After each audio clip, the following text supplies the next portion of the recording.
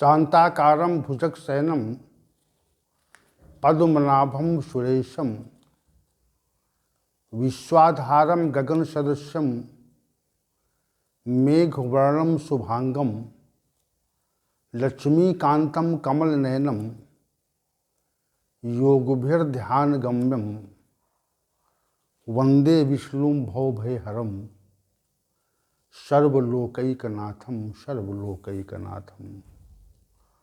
वसुदेवसुतं देवं कंसचाणूरमर्दनं देवकी परमानंदम श्री कृष्णं वंदे जगद्गुरुं कृष्णं वंदे जगद्गुरुं।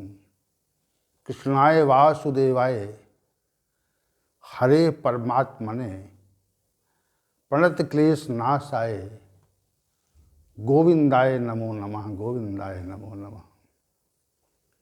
हम सभी आज पुनः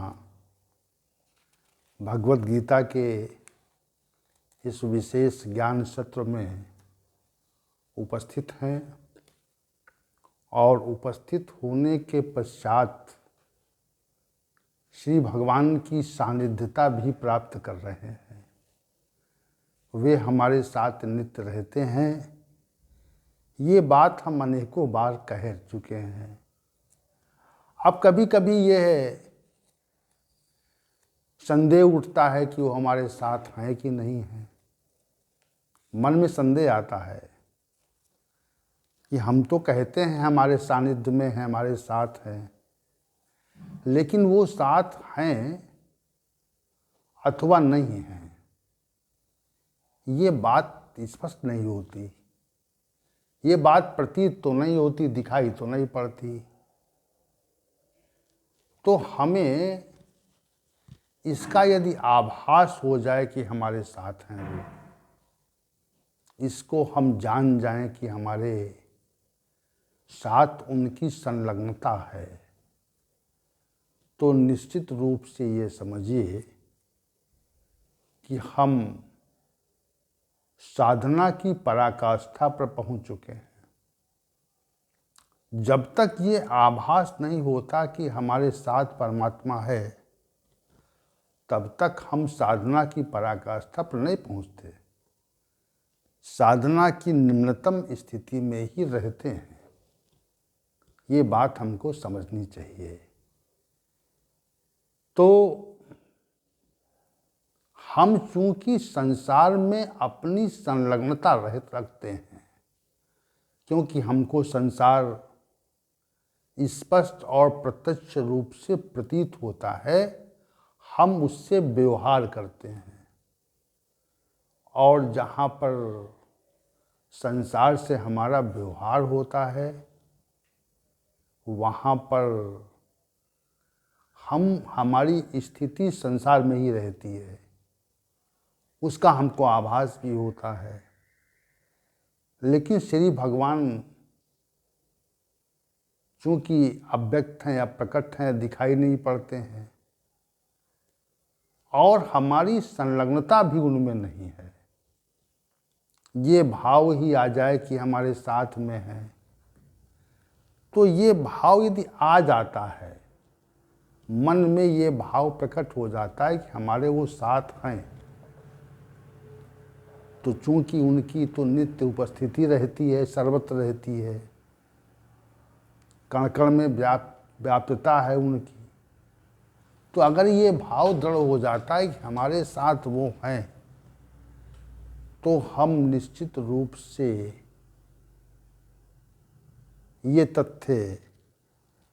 हमको ये तथ्य निश्चित रूप से जानना चाहिए कि वो हमारे साथ हैं। उनका जो साथ होना है वो निश्चित रूप से उनकी सानिध्यता का आभास हमको होने लगता है। तो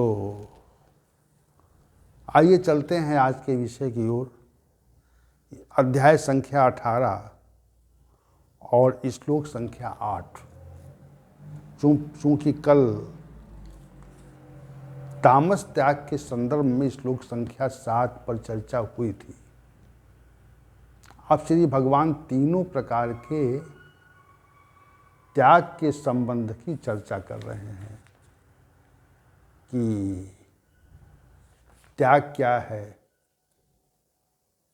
तो त्याग को परिभाषित कर रहे हैं। क्योंकि अर्जुन का प्रश्न ही था श्लोक संख्या 1 में, मैं त्याग और संन्यास के तत्व को पृथक पृथक जानना चाहता हूँ। तो त्याग के संबंध में श्री भगवान ने कहा था कि त्रिविधा संप्रकृतता, 3 प्रकार का कहा गया है। तो 3 प्रकार के त्याग में जो पहले चर्चा उन्होंने की वो तामसी त्याग की कर दी। तामसी त्याग की चर्चा पहले करने का भी उद्देश्य है। हम जब तामसी त्याग को समझ लेते हैं तो फिर राजसी और सात्विक त्याग की बात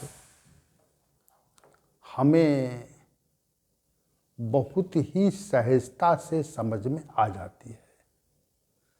ये तथ्य यहाँ पर है। तो जो तामसी त्याग है, जब हम नियत कर्मों का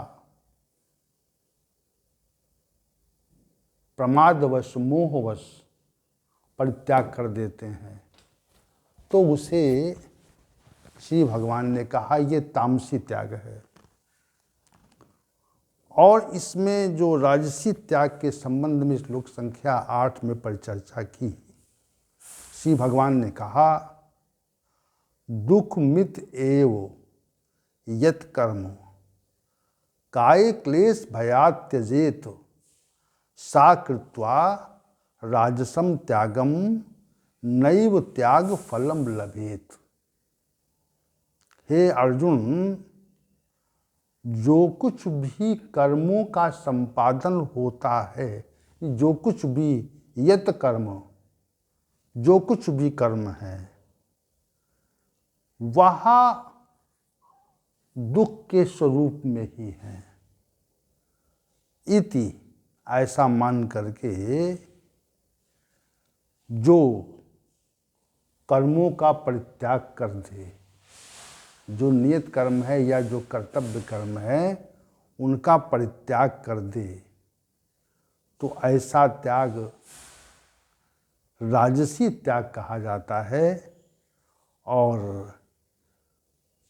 त्याग फलम एव न लभेत, और राजसी त्याग करने से त्याग के परिणाम को मनुष्य प्राप्त नहीं कर पाता। ये बात श्री भगवान ने यहाँ पर स्पष्ट रूप से कही और राजसी त्याग को परिभाषित किया। तो इस श्लोक को जब हम गहनता पूर्वक देखते हैं तो कई बातें स्पष्ट होती हैं। और पहली बात ये स्पष्ट होती है, पहला तथ्य ये प्रकट होता है कि संसार में जितने भी कर्म हैं वह दुख स्वरूप हैं। राजसी मनुष्य की बात हो रही यहाँ पर। राजसी मनुष्य का ये मानना होता है कि जितने भी कर्म हैं वह दुख के स्वरूप में है। और ऐसा मान ले कि इससे हमको दुख मिलेगा, तो काय क्लेश भयात् त्यजेत, और शरीर के क्लेश के भय से अपने कर्तव्यों का ही परित्याग कर दे, तो इस त्याग को राजसी त्याग कहते हैं। ये पृथक पृथक बातें जो यहाँ पर श्री भगवान ने कही कि कर्मों का, सब कर्मों को दुख का स्वरूप मानना, ये पहली बात राजसी त्याग के संबंध में। और शारीरिक क्लेश के, काया के क्लेश के भय से कर्तव्य कर्मों का परित्याग कर देना, ये दूसरी बात। और इन दोनों इन्हीं समस्त कर्म जो है वह दुख स्वरूप है, और दूसरा अपने कर्तव्य कर्मों का परित्याग कर देना, ये राजसी त्याग का स्वरूप है। ये तीसरी बात है। चौथी बात ये है कि राजसी त्याग करने के उपरांत मनुष्य को कोई भी परिणाम प्राप्त नहीं होता, क्योंकि प्रत्येक कर्म का परिणाम होता है, तो उसको परिणाम नहीं मिलता। ये बात श्री भगवान ने यहाँ पर कही और राजसी त्याग के स्वरूप को परिभाषित किया। अब इस पे हम इस समग्र विषय पर, श्लोक संख्या 8 के समग्र विषय पर हम चर्चा प्रस्तुत करना चाहेंगे। तो पहले जो इसका पूर्वार्ध भाग था, दुख मितेव दुखम इति एव, जो कुछ भी यत कर्म, जो कुछ भी कर्म है वह दुख स्वरूप है। ये विषय पहला है हमारा आज का। इसी विषय को हम आपके समक्ष प्रस्तुत करने का प्रयास कर रहे हैं। जो कुछ भी संसार में कर्म है वह दुख के स्वरूप में है। तो हम जो कुछ भी कर्म करते हैं उनका जो स्वरूप है वह हमको दुखद प्रतीत होता है। ये बात रजोगुणी स्वभाव के मनुष्य मानते हैं। यद्यपि जो राजसी पुरुष हैं, जो रजोगुण प्रधान पुरुष हैं, वह उनके अंदर प्रवृत्ति विशेष होती है। सांसारिक वस्तुओं को प्राप्त करने की प्रवृत्ति विशेष उनके अंदर रहती है। इस बात को हमें समझना चाहिए। प्रवृत्ति विशेष रहती है कि वे संसार में ही प्रवृत्त रहते हैं, लेकिन प्रवृत्ति विशेष होने के बावजूद भी इसे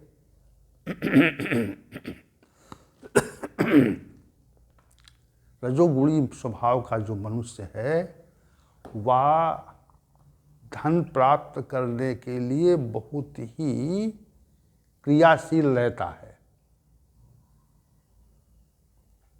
दूसरी बात, संपत्ति प्राप्त करने के लिए भी क्रियाशील रहता है।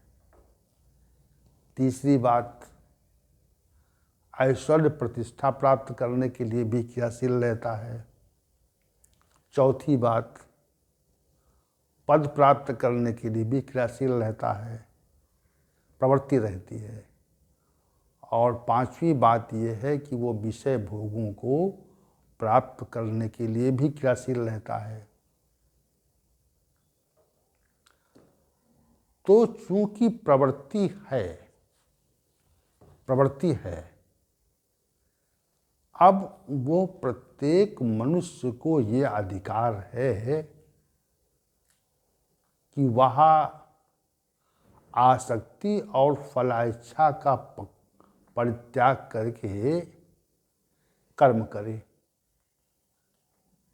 और कर्मों के संपादन में आसक्ति और फलेच्छा का त्याग करना चाहिए। ये तथ्य अभी कुछ सत्रों पूर्व हमने कही थी, समझाई थी। तो यहाँ पर जो विषय है वो ये विषय है कि श्री भगवान कहते हैं कि धन प्राप्त करने में भी बड़ा कष्ट है।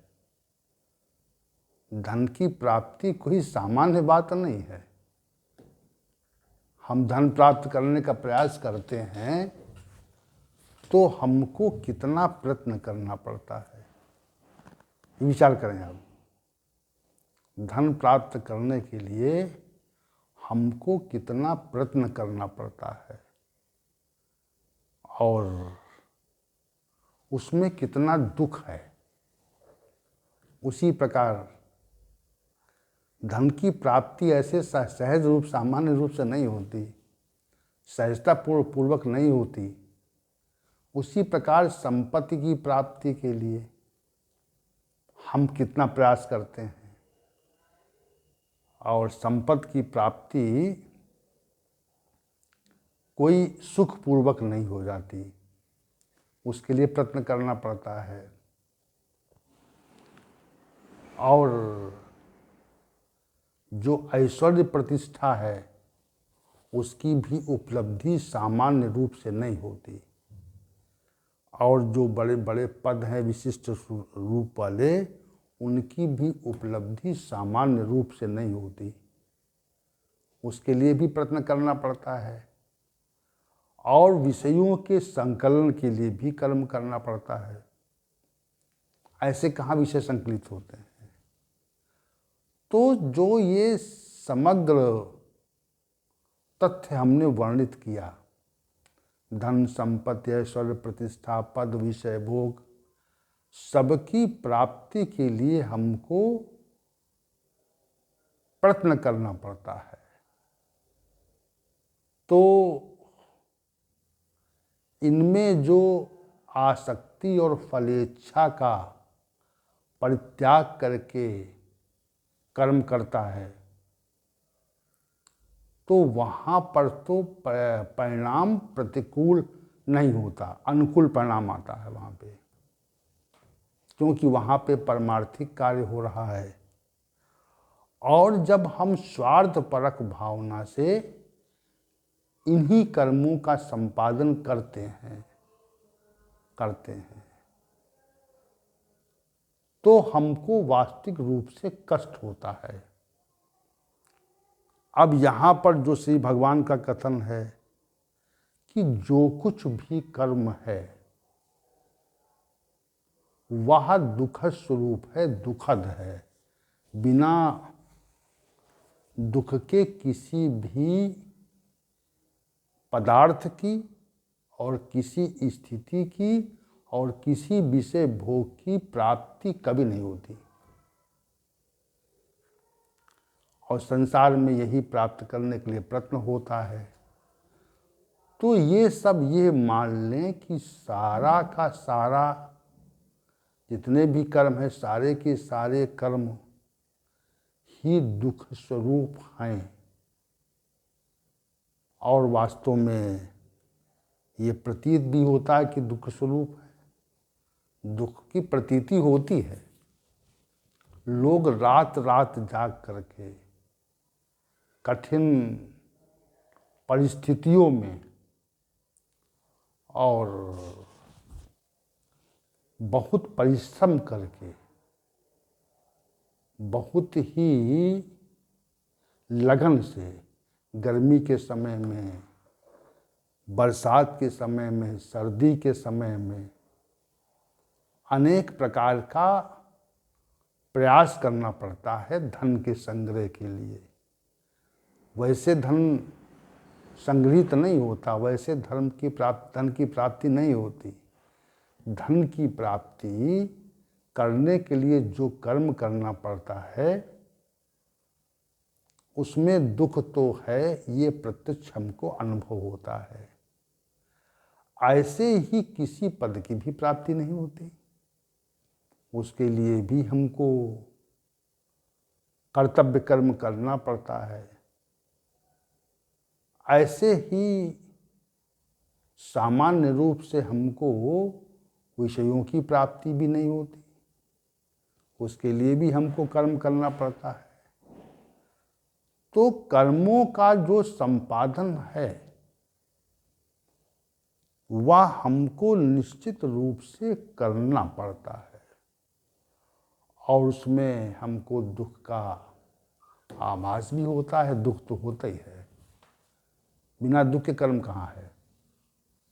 कोई भी कर्म आप ये बताएं कि जो बिना दुख के हो, बिना कष्ट के हो,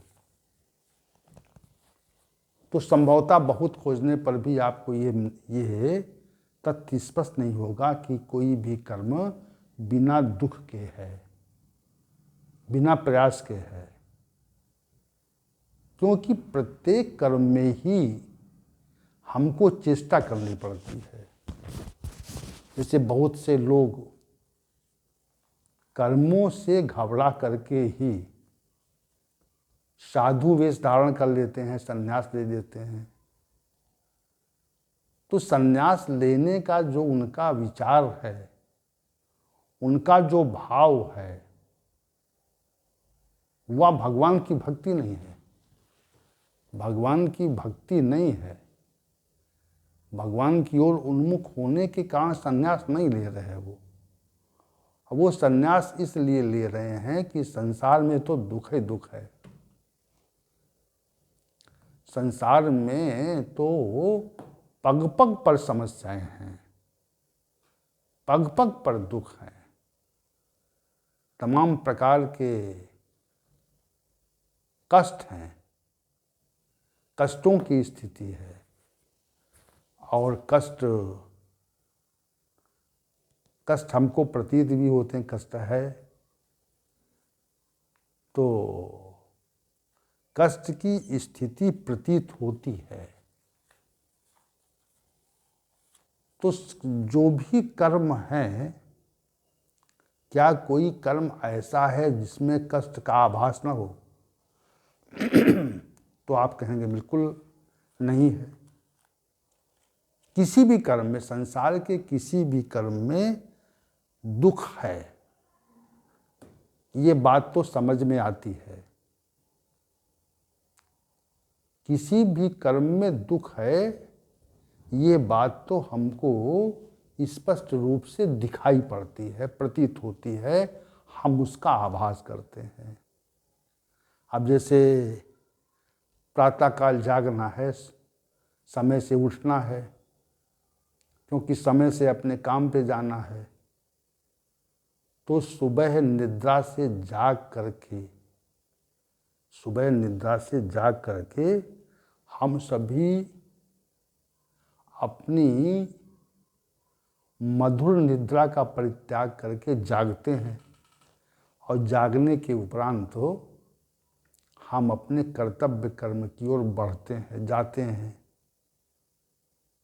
तो दुख है, मार्ग में दुख है, वाहन चला करके या पैदल जाने में दुख है, सर्दी गर्मी बरसात में जाने में दुख है, कार्यस्थल पर हमें कर्म करना पड़ता है, जो हमारे कार्य की अवधि निर्धारित है, घंटे निर्धारित हैं, उनमें भी कर्म करना पड़ता है, तो वहाँ पर भी दुख है। जो जिसने हमको सेवा प्रदान की है, वो कुछ प्रतिकूल बोलता है, डांटता फटकारता है, उसकी बात भी सुननी पड़ती है, इसमें भी दुख है।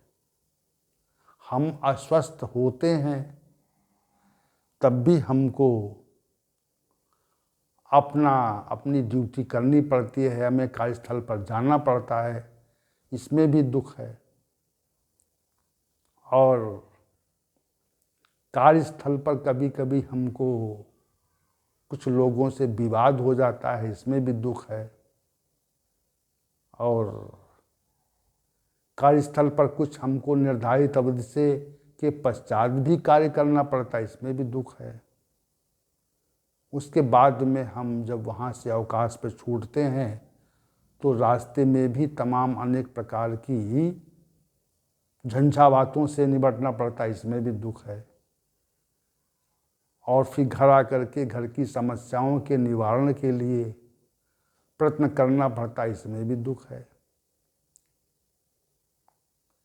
तो ये जो जितने भी कर्म हैं, जीवन पर्यंत हम कभी कभी काम करते करते बीमार हो जाते हैं, इसमें भी दुख है। और घर में भी कलह होती है, इसमें भी दुख है। तो संसार में दुखों के विषय के संबंध में जब आप दूर तक विचार करेंगे तो आपको अंधकार ही अंधकार दिखेगा, दुख ही दुख की प्रतीति होगी। इसमें कोई दो मत नहीं है। दुख दिखेंगे आपको, दुख का आभास आपको निश्चित रूप से होगा। दुख का दुखाभास जो है आपको निश्चित रूप से दुखाभास होगा, सुखाभास नहीं होगा। क्या संसार के कर्मों में कभी आपको सुखाभास हुआ है? तो आप कहें कभी नहीं हुआ। तो श्री भगवान कहते हैं अगर मन में ये विचार बैठ जाए कि जितने भी कर्म संसार में हैं वह सभी दुख स्वरूप ही हैं, दुख के स्वरूप में, यत कर्मो दुखम एव, जो भी कर्म है वह दुख के स्वरूप में है। ये बात हमारे जीवन में बार बार हमारे विचार में आती रहती है। हम इस पर विचार करते रहते हैं कि कितने समस्याएं हैं, कितने बवाल हैं जीवन में, कितना संघर्ष है। मन करता है कि सब कुछ छोड़ करके और साधु सन्यासी बन जाएं। ये विचार मन में आता है बार बार। क्यों आता है? क्योंकि संसार को देख करके ऐसा आभास ही होता है, ऐसे दुख का आभास होता है मनुष्य के अंदर कि दुख रूप है। यही श्री भगवान यही समझाना चाह रहे हैं यहाँ पर। श्री भगवान के कथन का अभिप्राय ही तो नहीं है कि जो कुछ भी है वह दुख स्वरूप है, लेकिन संसार में जो कुछ भी है दुख स्वरूप है, या तो श्री भगवान का कथन है, लेकिन हमारा जो कर्तव्य कर्म है वह तो हमको निश्चित रूप से करना ही पड़ेगा। इसमें कोई छूट नहीं है, इसमें कोई छूट नहीं, इसमें बंधन है। हमको अपने कर्तव्य कर्मों का निर्वहन निश्चित रूप से करना पड़ता है। बिना कर्तव्य कर्मों के निर्वहन के हम कभी भी सफल नहीं हो सकते, कभी सफलता नहीं मिलती हमको। तो श्री भगवान कहते हैं कि जो कुछ भी कर्म है वह निश्चित रूप से दुख स्वरूप है, दुख के स्वरूप में है। अब आगे का जो विषय है इसमें इसका जो पूर्वार्ध, इस श्लोक का जो पूर्वार्ध भाग है, इसका जो शेष विषय है वो श्री भगवान कहते हैं काय क्लेश भयात त्यजेत। तो जो कुछ भी संसार में कर्म है वह दुख स्वरूप है, इनका परित्याग यदि काया के क्लेश से, शारीरिक दुख, शारीरिक क्लेश से, के भय से कर दिया जाए, ये इसका पूर्वार्ध भाग शेष जो है वो है। तो दुख, समस्त कर्म दुख स्वरूप हैं और इनका परित्याग हम यदि शारीरिक क्लेश के भय से करते हैं तो ये राजस त्याग है जिसका हमको परिणाम कभी प्राप्त नहीं होता। तो जो शेष विषय बचा हुआ है, आज का जो विषय था वो इतना ही था कि सा दुख मृत्यु यत कर्म, जो भी कर्म है वह दुख स्वरूप है। इस तथ्य पर आज की चर्चा केंद्रित थी और कल की चर्चा हम इसके शेष भाग पर कल के सत्र में चर्चा करेंगे। आज के सत्र का समापन और कल के सत्र के लिए सभी का आमंत्रण। ओम ओम सहना भवतु सहनौ भुनक्तु सह वीर्यं कर्वावहै तेजस्विनावधीतमस्तु मा विद्विषावहै। ओम शांति ही शांति ही शांति ही।